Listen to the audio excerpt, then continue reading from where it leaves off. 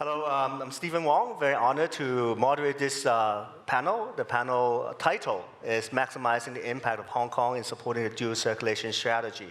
I was sitting through the whole session, and I was very inspired, particularly this morning when IA as well as the Bureau launched the roadmap for the insurance industry. So I think the dual circulation is obviously central to the whole strategy.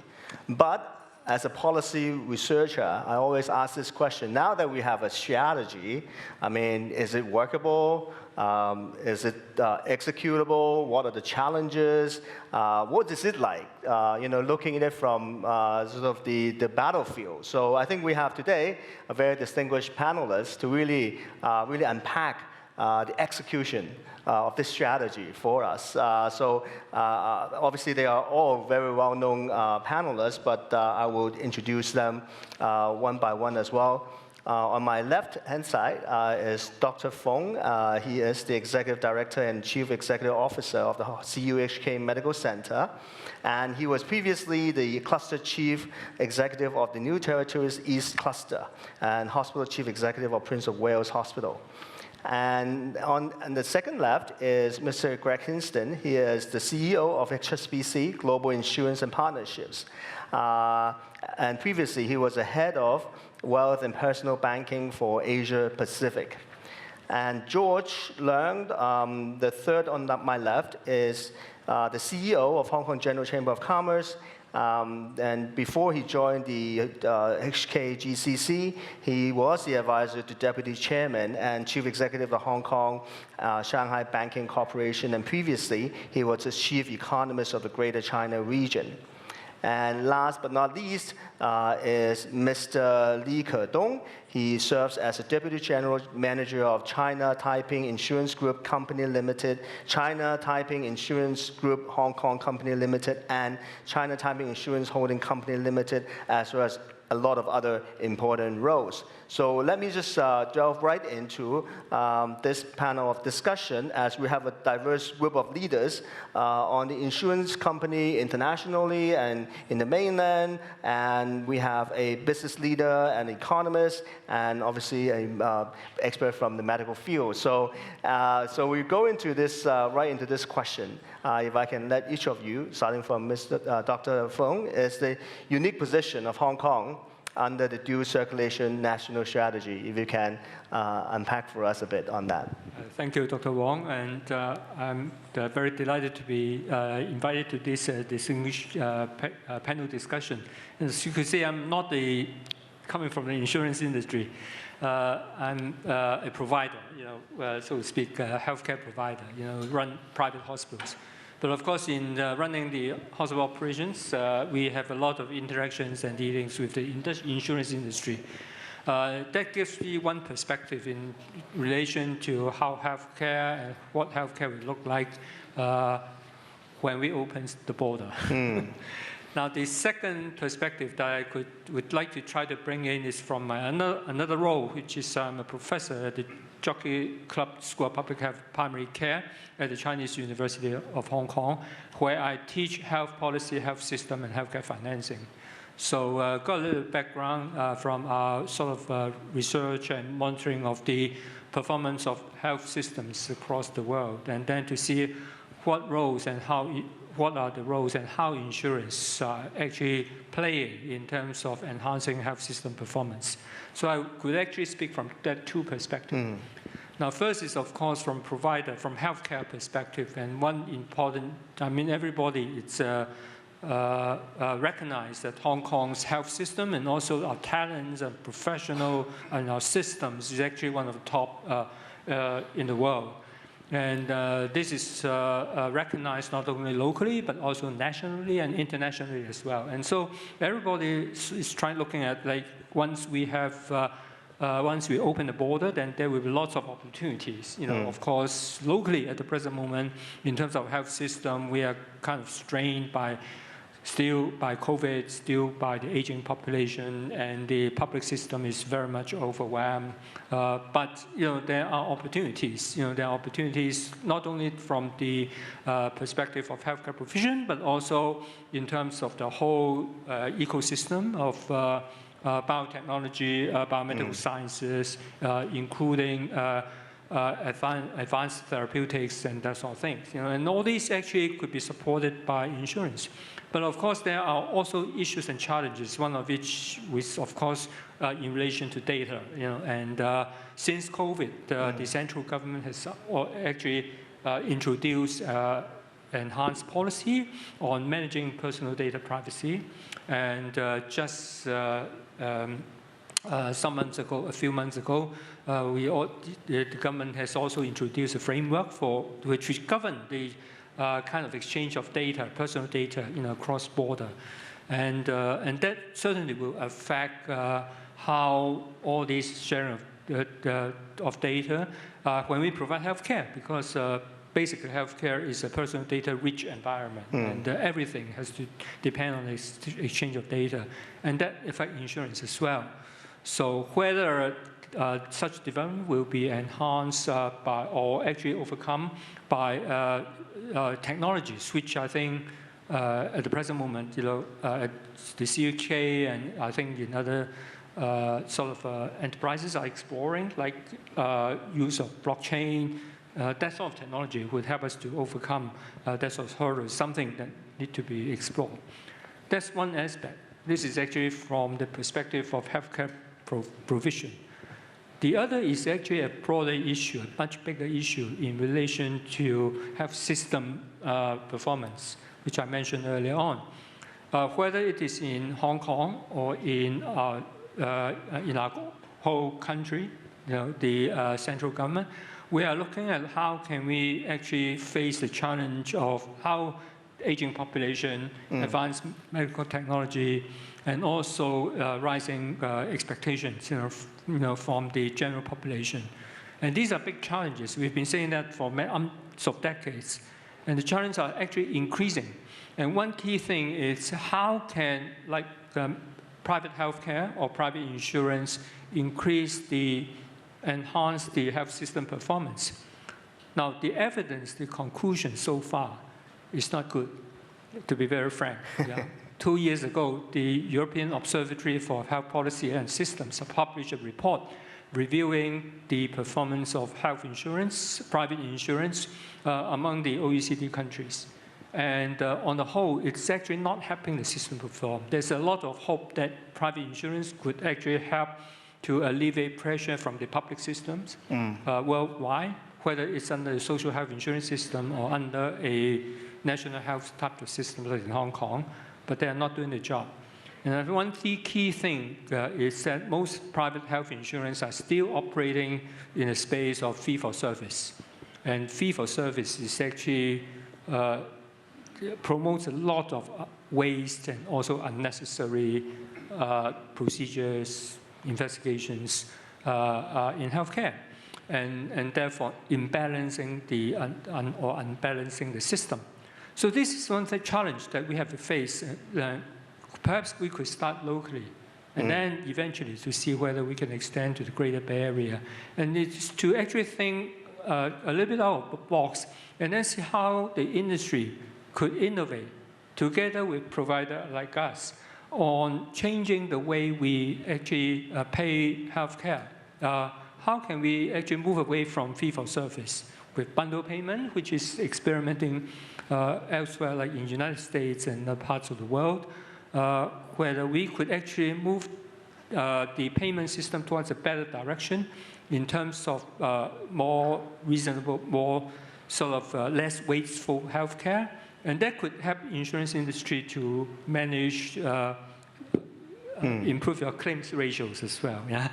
So that sort of things, I think VHIS may be the forum, the platform in which we could start doing something. I think we could, this is certainly an area where if we could actually, I can assure you that although we think VHIS may be very voluntary health insurance scheme, may be very local, but actually a lot of countries, a lot of jurisdictions are actually looking at us, watching us, this experiment. How can private insurance or voluntary insurance provide a better options or solutions to really improve the health system performance, and also in particular to alleviate the burden on public healthcare systems, which is a problem across the world. So maybe I'll stop here and then like to That's very interesting. Discuss the panel later on.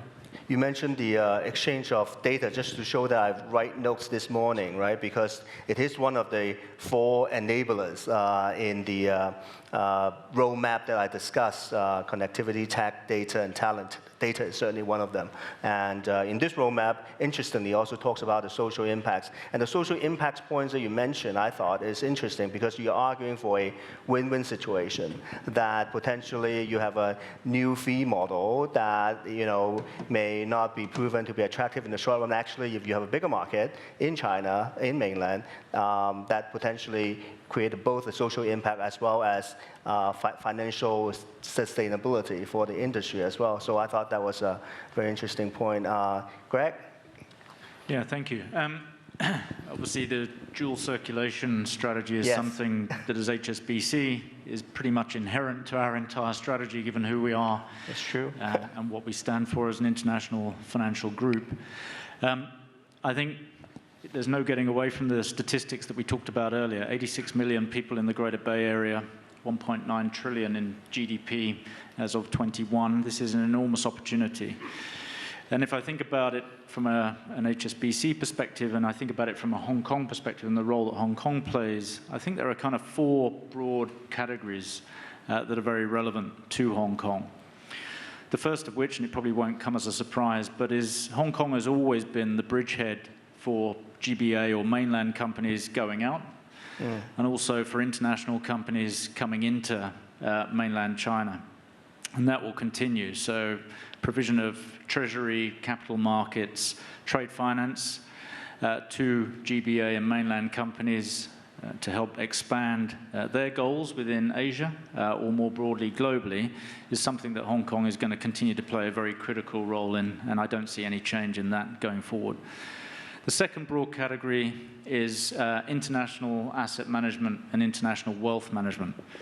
It probably goes without saying, you probably know this, but Hong Kong is currently the #2 wealth management center globally, well in excess of $2 trillion US of offshore assets. And there are a lot of observers that believe that by 2025, Hong Kong could in fact become the world's leading international wealth center. And you've got to believe as well that that's backed up again by this phenomenal opportunity that we have in front of us called the Greater Bay Area. So within that 86 million population that we talked about earlier, there are around about 450,000 high net worth families or households who have investable assets in excess of 2.7 trillion renminbi. So this is a huge pool that is a big opportunity for anybody that's operating particularly out of Hong Kong. Because when we talk to those individuals, as we have done, as we've been involved in Wealth Management Connect, Hong Kong is the principal destination for those investment activities. Now, I think about that in the context of what we're talking about now, and I think what Dr. Fung and what you've just been talking about, in order to really bring this to life, though, given we're participating in WMC now, and I can talk about that a little bit later on, but this notion of mutual recognition or greater harmonization is going to be really important for that to flourish. And data exchange cross-border is very, very important in that regard as well. The third broad category is international sustainable finance. So if you look at the development of the Greater Bay Area, one of the key initiatives within that is decarbonization and participation in decarbonizing or meeting those long-term sustainability goals. There are a number of industries in the Greater Bay Area that are either focused on that themselves, so the greening of manufacturing and industry, or are inherently part of the supply chain. So there's like 300 industrial clusters within the Greater Bay Area, many of whom are very, very focused on supply chain. And when you look at carbon footprint of any corporate, 80% of it is actually what's related to the supply chain. So the role that Hong Kong can play there, again, it probably goes without saying, but a green regional finance center. So the ability to attract international capital and have that investing in initiatives that are going to help achieve those Greater Bay initiatives around greening manufacturing and making it more sustainable. And also bringing professional services in the form of investment classes that can be brought to bear, and also accreditation in terms of meeting international sustainable standards, which is something that I know that the Hong Kong government is very, very focused on, both in terms of being a regional financing center for sustainable initiatives, but also meeting those international or setting those international standards. And then the last category, and obviously it's the reason that we're all here, is insurance. And I think within insurance, there are actually a number of different examples that we could think about. The first of which is how could Hong Kong play a deeper role in terms of the reinsurance sector, actually. So whilst Hong Kong does play a leading role in terms of a regional reinsurance finance sector, are there opportunities to do more to go after that protection gap that sits in the mainland? That will involve, again, this point about harmonization, particularly in terms of solvency requirements or mutual recognition of solvency requirements that allows us to actually deepen that domestic pool of reinsurance opportunities. The second example might be in the form of portability of healthcare provision. So probably leaning a little bit towards what Dr. Fung was talking about. But if I'm a mainland citizen and I want to have access to the Hong Kong healthcare system, can I purchase that policy from within mainland China? And if I'm a Hong Kong citizen living and working in the mainland, can I access the China healthcare system from a policy that's underwritten in Hong Kong? Third example around qualifying investments, for example. So insurance companies make lots of different investments. The ability to invest in One Belt, One Road, Greater Bay Area, that kind of thing. Can we do more there? Retirement, living in retirement, another example. So cost of living in Hong Kong is pretty high. Property prices are high.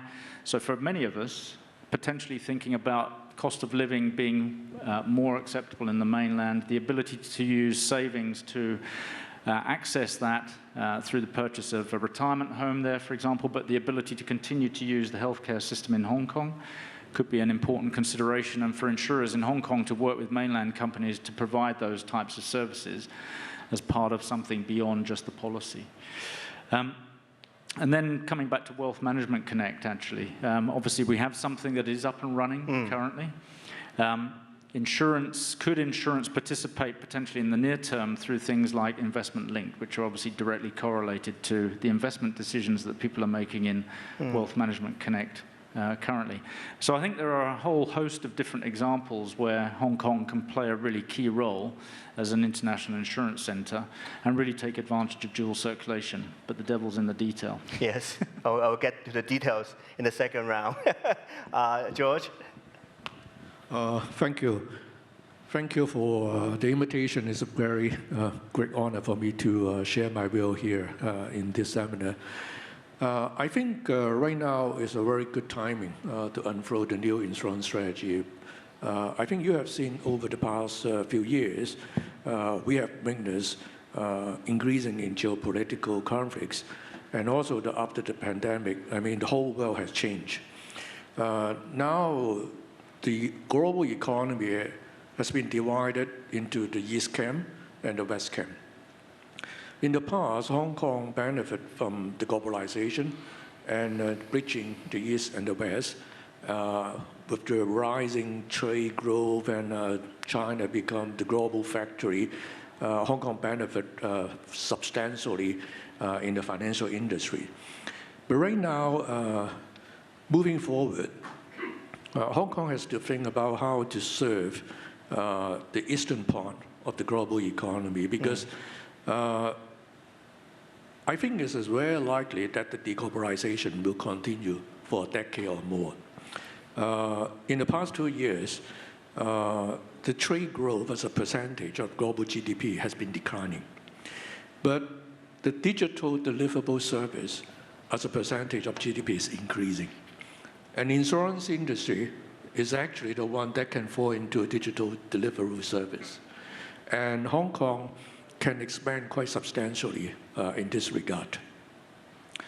And one more thing is, you may not realize that in the past, Hong Kong, in the insurance industry, serving mostly the rest of the world, I mean the need, particularly related financing and others. And Hong Kong by itself, our domestic market is very small. We needed to base on a bigger market to build up our insurance industry. I mean, if you look around the whole world, the biggest insurance industry almost have to back up by their own country. I mean, their own population.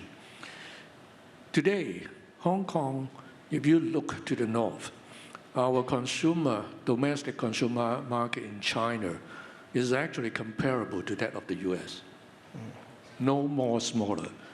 And also we remember the China market is growing much faster in percentage compared with the US and the EU. So implying after 10 years, China, the domestic consumer market, could be 1/3 bigger than that of the US. You can imagine how much the potential we can have in the insurance industry as a result of the bigger consumer market. All right, the demand is huge. Just the GBA, Greg already mentioned, is a huge potential. Needless to mention about the whole China market. So I think right now we have to think about, first of all, how to integrate in the China market to serve the China market. So that's why I saw this morning the insurance strategy is a good start. I mean, to build up the connection in the GBA so that we can step into the China domestic market. Other than that, there is one key element that Hong Kong financial market has long missing. We're all talking about Hong Kong financial market. Our eyes are on the equities, all right, the stock market. But recently, we pay more attention on the debt market already to make it more Hong Kong a comprehensive financial market. But another piece is most important is also the insurance industry, all right? I think Greg knows more than me. Most of the debt issuance related to insurance market and the investment, the asset management, a lot also related to insurance market. If we are able, all right, to grow Hong Kong as an international insurance hub, it will also benefit our Hong Kong as an international financial market. So Hong Kong will not be just, scared to the equity market. We are now come up with a more comprehensive international financial market hub for the China.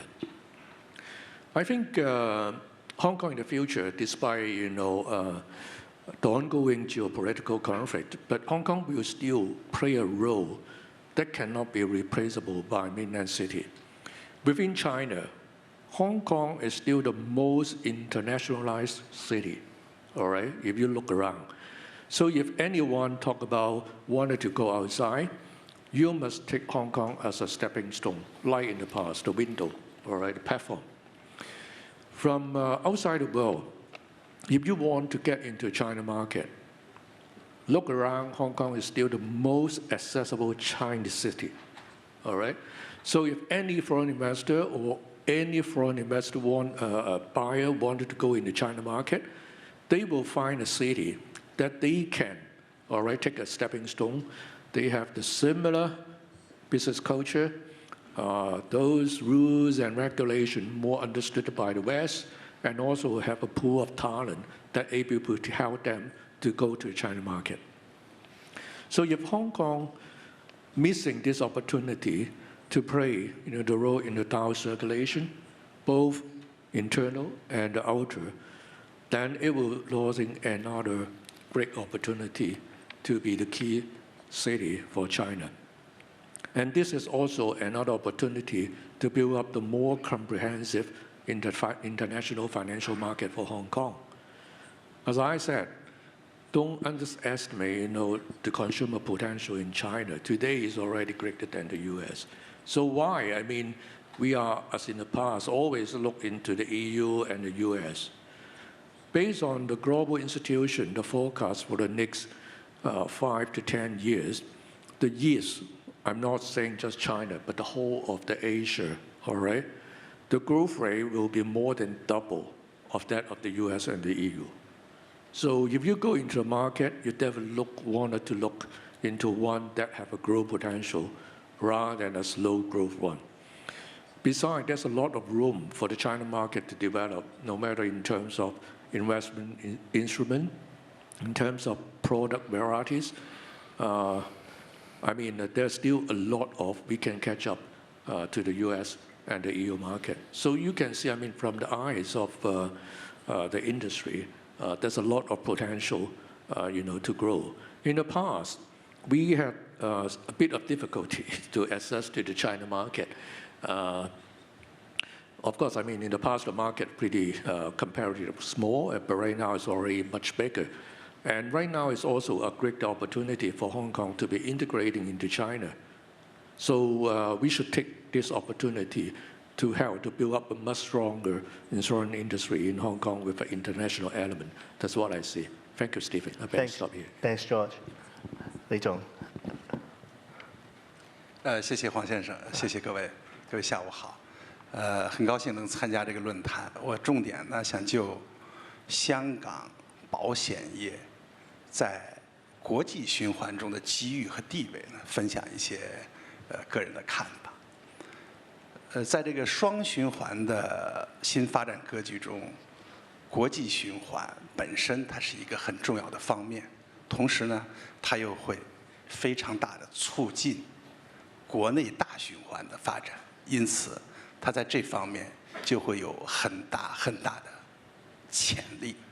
那么，如果我们回顾一下过去的10年中国内地的情况的话，过去10年中国内地无论是在对外的货物贸易额，还是服务贸易额，包括对外投资以及吸引外资这几个方面，都有非常明显的增长。那么未来呢，随着国家推进高水平对外开放和高质量共建“一带一路”，相信涉及中国内地的这个跨境的经贸和投资活动会有更大更好的发展。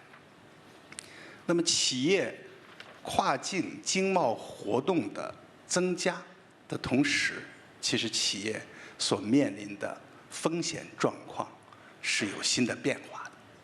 你比如说，中国内地企业在这个推进共建“一带一路”的过程中，它的对外的贸易和投资会涉及到越来越多的国家和地区，我们已经很明显地看到这个趋势。那么在这种情况下呢，这些企业所面临的，你比如像政治风险、汇率的风险，包括货币兑换的风险，也包括日常的一些商业风险，都出现了一些新的变化和新的特征。另外，在一些国家和地区呢，它的当地的风险保障的供给能力是不足的，也就是说，当地的风险保障供给没有办法满足这些企业的要求。你再比如说，随着这个外循环的推进，可能会有这个越来越多的外国企业走进中国内地，包括贸易的方式，包括投资的方式。那么对于这些企业来说，我认为深入的了解并且适应中国的法律体系、政策导向，包括文化传统，对他们都是非常重要的。在这个基础上，那么它具体的商务活动安排的风险管理才会更加有效。那么从这些情况看，我们似乎可以得出一个结论，就是什么呢？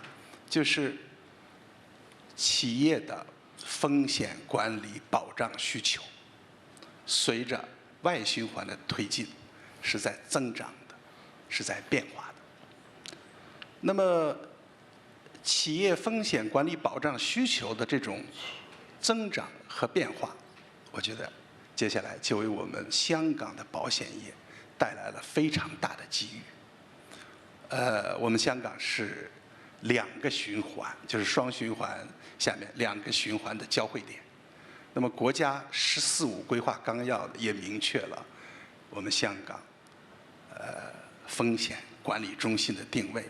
同时呢，我们有非常成熟的保险市场，有完善的法律体系。更为重要的是有叫背靠祖国、面向世界的这个特殊独特的优势。那么我们对内地市场也好，还是对国际市场也好，都有非常深入的了解。我们应该可以进一步强化香港作为超级联系人的这么一个角色。那么在满足中国内地企业包括国际企业他们不断增长和变化的这个风险保障需求的过程中，取得自己更大的发展，发挥更大的作用。那么如何抓住这个机遇呢？我站在这个香港保险业的这个视角，有以下3个方面的建议吧。第一个建议，我们可能需要进一步优化我们对保险行业的相关的支持政策。你比如说，可能需要进一步优化这个巨灾债券发行的一些财政支持政策。你再比如说，我们这个特区政府提出了一系列招商引资引才的政策，需要把这些政策呢落实好，吸引更多的专业机构、专业人才和风险管理资本向香港聚集。这是第一个建议。第二个建议呢是进一步的加快有关的相关的基础设施的建设。你比如说，大湾区的跨境保险通和跨境保险服务中心的建设，建议进一步加快，以更加便利跨境的保险服务和交易。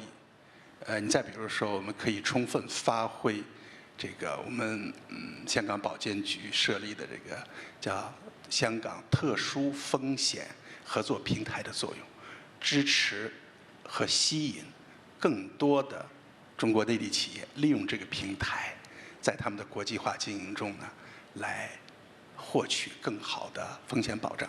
最后一个建议呢是建议加强与内地以及国际保险业的沟通交流和合作。可以通过像监管机构、保险企业、行业组织等等各种的管道加强交流，扩展合作的范围，提升合作的层面，取得共同的发展。我们相信，我们香港保险业在这个服务国家双循环的这个战略的这个过程中，一定会有一个更好的明天。谢谢各位。谢谢李总。Okay, so we will go into round 2. Need your participation. If you can pull up your QR code, enter. We have a live polling. The live polling question is you can scan this QR code and answer the following question: which of the following trends give the best near-term opportunities to the local insurance industry? I think there are 6 options for you to select, A, B, C, D, E, F, as you can see on the screen. I think you have like 30 seconds to do that if you don't mind. I've done it this morning. It's easier this time because you only have to pick 2 at most. You can pick 1, I guess. So what are the near-term opportunities for the local insurance sector? This is growing attention on personal health and wellness, aging population and demand for extended care, accelerated pace of digitalization, sustainability, reshaping the global trade and supply chain, evolving global risk landscape. Wow, actually it's pretty mixed. Okay, so I think it's pretty obvious which one is the leading one. The biggest opportunity is the aging population and demand of extended care. Okay, interesting. That's right up in your alley, Dr. Fung. But if I can maybe ask each one of you to give a couple of minutes comment on this result. Extended care is number one. Growing attention to personal health and wellness. The fact that we actually focus on preventive care these days. So that's sort of number two, and number three is the digitalization. Maybe if I can invite each one of you to just give comments on the results before I get into the second round of questions. George, yes. Please excuse me to be the first one to comment on this, because regarding aging population, I want to share some view with all the audience here today. Well, Hong Kong is actually stepping into aging society. I think everybody knows that. Today, we are talking about very likely that age over 65 accounting roughly 20% of the Hong Kong population. So we are quite moving towards such a direction. And based on the current projection by the government, not myself, in another 15 years, Hong Kong, the aged people, over 65, will account 30% of the population. So it's a really heavily aged society. Needless to mention the recent migration flow. So, most of the young is moving out of Hong Kong, so make it even much older, in the coming 15 years. So, in that sense, in the future, the affordability ratio for, supporting ratio will be 1.7 to 1. You need more younger people, to support, a large group of aged people. So, in that sense that you better count on yourself. All right, because in the future, you may not have enough children to support you.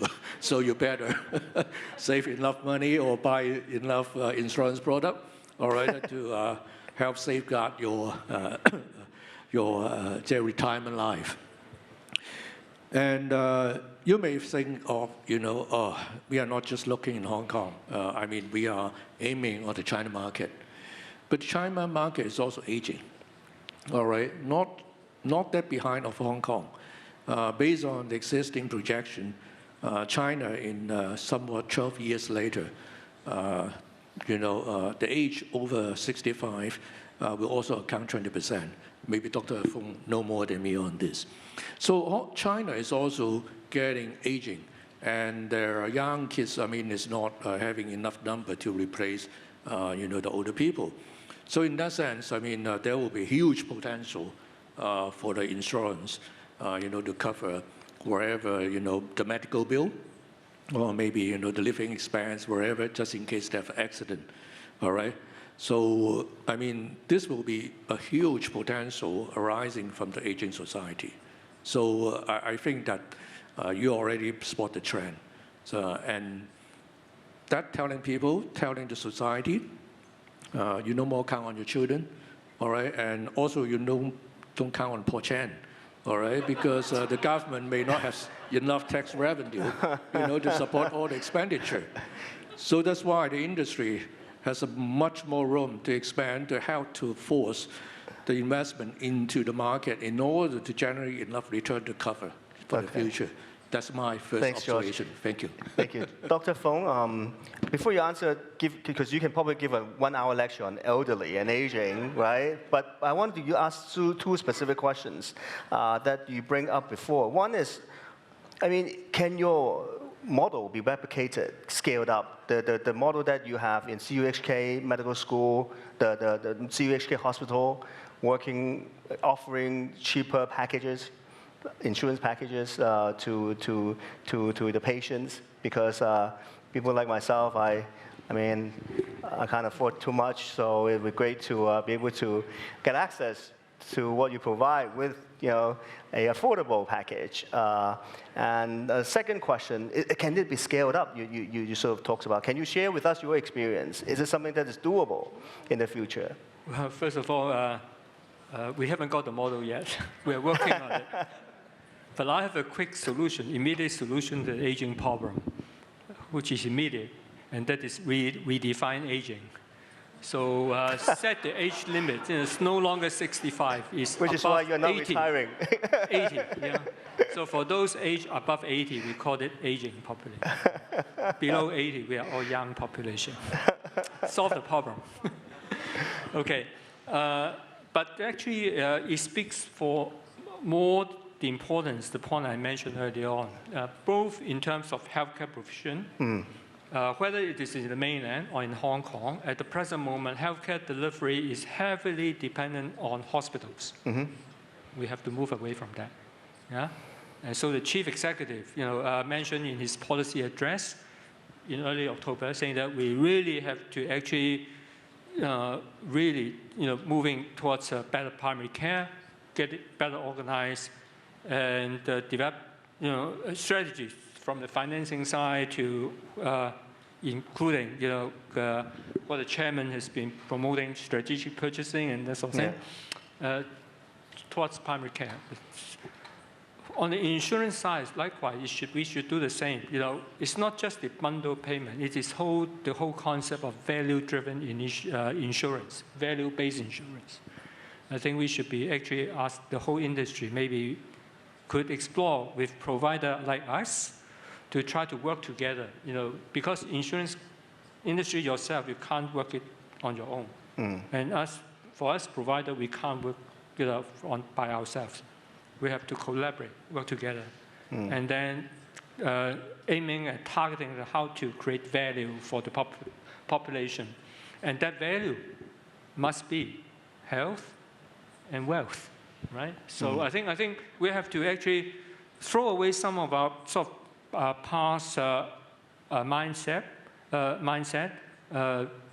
not too fixated into what has helped the industry develop in the past, but actually creating something new. Because I think that is important, not just for Hong Kong, because even in the mainland, I know the central government has been looking at that as well. They are aware of the so-called, the potential, or actually the upcoming so-called tsunami, of aging population, because they got the one-child policy and for almost several decades. So the aging population is much faster than in Hong Kong and elsewhere in the world, and face the same problem that the social health insurance system is not going to be sustainable in the long run. So they still are asking a question, where can and how can insurance help? So I think in the coming decade, we should all be actually striving towards more value-based insurance. Apart from move away from the old paradigm. Okay. Before I go on, I invite you to ask questions on your same QR code, because based on the experience in panel one, seems like a lot of sharp questions are from the audiences. So I have tons of questions here as well, but we'd love to get your thoughts as well. So Greg, Yeah, just very quickly. I mean, I'm very glad Dr. Fung has obviously been reading our strategy documents. Health and wealth is exactly what we're focused on. And joking aside, there's two aspects to this, and it's really interesting to see number one question or number one concern, not surprising because of the socio-demographic trend that we're seeing. But it's about access to healthcare or extended care during that period, but also living in retirement for longer, potentially as well. So there's two aspects, the ability to live in retirement for longer and then be able to access healthcare. But as you quite rightly say, this cannot be accessing the healthcare system as we've always thought about traditionally. And it was very interesting to see the second most voted item was about health and wellness and about making sure that you have less reason to access the healthcare system to some extent. And I think one of the things that we've been very focused on is, as an insurer, not just underwriting the policy, but actually using technology to give access to consumers to a healthcare professional without overburdening the hospital network. So teleconsultations and that kind of thing. I mean, it's early stages, but these are things that we're seeing very significant take-up in, but a much more efficient way of actually diagnosing and helping an end customer without overburdening the hospital system. So I think there's going to have to be a lot more of that. and looking at the entire value chain and making sure that actually it is operating as efficiently as it possibly can be, because the socio-demographic trend is, something you can't ignore. But I think from an insurance industry perspective, it's about helping people live longer in retirement in terms of covering the cost of living and everything else, but also a more efficient way of accessing healthcare as and when it's actually required. Li Zhong, so I also wanted to get your thoughts on the role of insurance industry in providing for the aging situation in mainland, and what are the lessons as we sort of develop, facing the same situation together, what are the lessons that Hong Kong, for example, can learn as well as share from what you have seen in the mainland, the interaction between the insurance market and the health sector? OK， 谢谢黄先生，我也是借这个机会想分享一下，就是基于站在这个跟大家分享一下中国内地在应对人口老龄化方面，包括政府啊，尤其是保险界的目前的一些做法，当然也还有很多问题需要共同探索。我觉得人口老龄化，它是既是经济社会发展的一个结果，或者叫成果，因为我们都希望长寿，大家都希望长寿。它同时呢，也对未来的经济社会发展带来一些需要应对的问题，或者说挑战。对保险业来说，是这里头既有挑战也有机遇在里边。那么这个中国内地其实老龄化的演进非常的快。我记不清这个数据了。去年公布过一个数据，可能中国内地到去年是60岁以上的老龄人口占总人口的，我记得大概是18%，如果我没记错的话。其中65岁以上是占13%，尽管还低于我们香港，但是跟过去相比是在快速的老龄化。已经进入这么一个阶段，因此，无论是政府还是企业，包括保险业，就全社会都非常的关注和重视，怎么样来应对和适应这个人口老龄化的这个问题。在政府的方面，其实政府在这些年在做了很多的工作。你比如说，中国共产党的20大的报告里边，都再次提到要推进长期护理保险制度，这就是它的这个一条。核心呢就是说，其实是建立一个，就是在政府这边，主张是建立一个政府、社会和个人共同参与、来共同支持的这么一个叫养老保障的这么一个体系吧。那么从保险业，咱们说回到保险业来说，我们也已经最近几年对这个人口老龄化的问题，以及保险业如何在人口老龄化中发挥作用，这个做了大量的研究。目前的工作呢，集中在这么几个方面。第一个是保险产品的设计和推出。你比如说，中国内地已经有大量的城市已经在推行政府主导的，也就是政府这个主办的这个叫政策性长期护理保险。那么很多保险企业，包括中国太平，也在研究和探讨商业性的长期护理保险。当然，这个还有一个最近可能大家在新闻上可以看到，就是中国的金融监管机构在大力推动叫商业养老金和个人养老金，最近这2年都在推动这个事情。那么就是从保险产品的设计上去推动。再一个更为重要的是从养老的服务上去推动，因为我们有一个认识，就是说，当我们经济到达一定的条件的时候，我可能有钱来支持我的老年生活。但是，我未必能找到这么一个 facility 或者 capacity 来支撑。我不仅仅是需要有钱，我需要有一套体系，就是说，适老化的体系、养老的体系来支撑。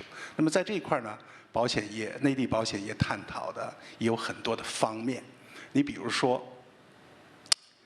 郊区型的大型 CCRC 社区的建设，就是大型养老社区的建设，希望吸引一部分有一定经济、有相应的经济能力，有希望在一个机构里头，比较幸福和愉快地度过他们晚年生活的这样一个人群。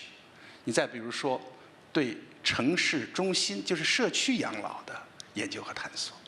你再比如说，这个对怎么样支持老人居家养老，有一个怎么样建设一套护理的体系，包括刚才冯医生也涉及到的这个，就是其实是跟医疗机构的合作，保险业跟医疗机构的合作，在这个支撑老龄化社会里面，可能是非常非常重要的。那么我们在内地，包括建自己的医院，就是保险公司建自己的医院，包括和医院的合作，通过这一系列措施呢，希望能建立的一个什么呢？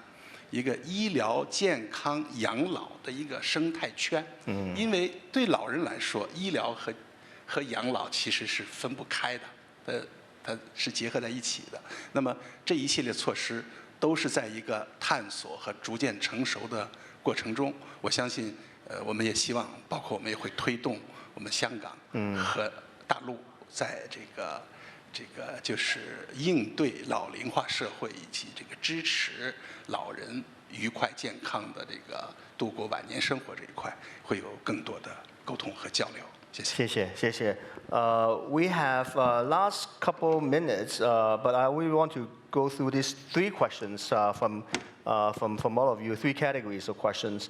Maybe I would invite a final remark for 2 minutes from each of you related to these 3 categories of questions. The first category is on the specific of collaboration between health and insurance. Particularly on the pricing. So, for example, this question asks, okay, aside from just paying the medical bill through partnership with hospitals, can insurance and hospital work together to price insurance more accurately?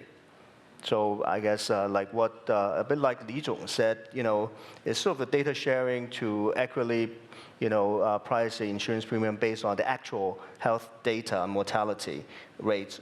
So that's number 1 category of question. The second category of questions are related to the long-term care and social care. And obviously, for example, in mainland, looking at this, Japan has done this, and in Hong Kong, a lot of this social care and long-term care is still based on sort of tax money. Is there a role for insurance for sort of long-term care and social care? And the third category of questions is, can we elaborate a bit more on this, what Li Zhong has talked about, sort of this based on the outgoing of mainland companies internationally and the need to serve them for all sort of risks that we haven't seen before. And so Li Zhong talks about sort of 3 recommendations, but this seems to me a huge opportunity for Hong Kong in terms of pooling of risk, sharing of risk, and trading of this massive risk. So are there other thoughts that you can give us on this going forward? So 3 categories, 2 minutes. You can pick anyone to talk about. Maybe Dr. Fung first. I can only answer the first 2 questions. First question, the answer is definitely yes. And this is actually what the chairman mentioned and I've been trying to do at CUHK Medical Center. Basically, I call this a reverse engineering of payment system because payment system is usually from insurer as payer to provider. But we want to reverse engineer the payment system. So what we do is actually we proactively make use of diagnosis-related group to actually set aside a comprehensive scope of package prices and use that to discuss with insurance agencies. Because we believe, once we have a comprehensive set of package prices, that will offer payers, a lot of certainty in terms of risk. And if your risk margin could be reduced, then it could translate into value to consumers, right? So this is actually what we are trying to do. You asked about whether that model is scalable or not. Yes. I believe it's scalable, but we are just starting, so it's far away. Great to get the answer from you. Yeah. Second question, long-term insurance. Li Zong has mentioned that the national government is moving towards that direction. I believe we need that because when I look at successful healthcare and social care models in overseas countries, they are all sort of actually thrive, because of the existence of a good, a social security system for the aged population. I think that is important. So the central government is moving towards direction. Hong Kong, we've been struggling with that sort of policy debate for decades. But I hope through Chairman, your participation in the LegCo and other forum will be able to give them drive to that. Okay, Greg? Yeah, just I'll give some thoughts on the first question. I think definitely I agree that use of data can be more effective in terms of how we price the provision of these services. I also think, though, that there's an element of governance that needs to go with this as well. So understanding who participates in the value chain and making sure that actually the provision of services is actually necessary. I think in Hong Kong, there's quite a rich amount of value pool there that often goes after. So I think misdiagnosis is often something, or more than is required, is something that we see quite often. And I think as an insurer, we would like to work with the industry more to make sure that consumers are getting better value for money. That will be data, but it will also be an element of governance that's needed to make sure that participants are pricing at the right level and they're doing the right thing by the customer ultimately. In terms of the extended care question, yeah, I absolutely agree. I think that going back to that socio-demographic trend, it's an inevitability that we're going to have to lean in there, and I think that's something that we are going to have to work with the government and the regulators on to bring to life. So I think it's not something that can be solved for just by one body. Huge question. Okay, George. I can offer no insight to the question, but just want to raise 2 points to conclude.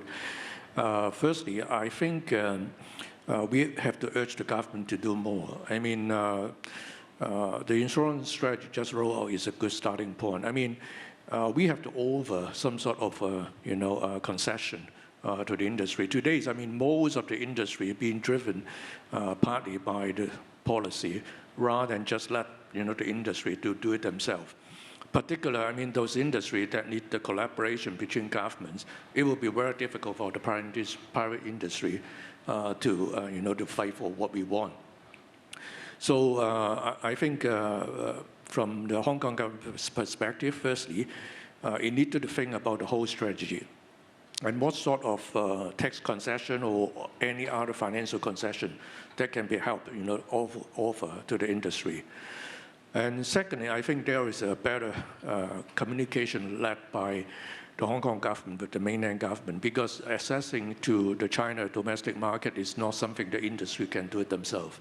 So it needs a lot of regulation, coordination that needed to be done.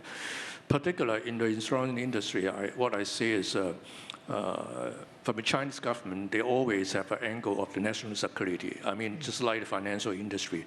It's very rare, for the foreign bank to step into their soil. I mean, the similarly, insurance industry also affect a lot of normal, ordinary residents in China. And we need to have some sort of assurance to them that, the access to the market is to help, in a win-win situation and take less concern about from that angle. So I think there's a lot of work to do, to help to lobby the mainland government to open the door bigger. Otherwise, it will be difficult, to have a win-win situation leveraging the Hong Kong, our international hub in order to facilitate the development of the industry in the future. Thank you. Thank you, George. Li Zong.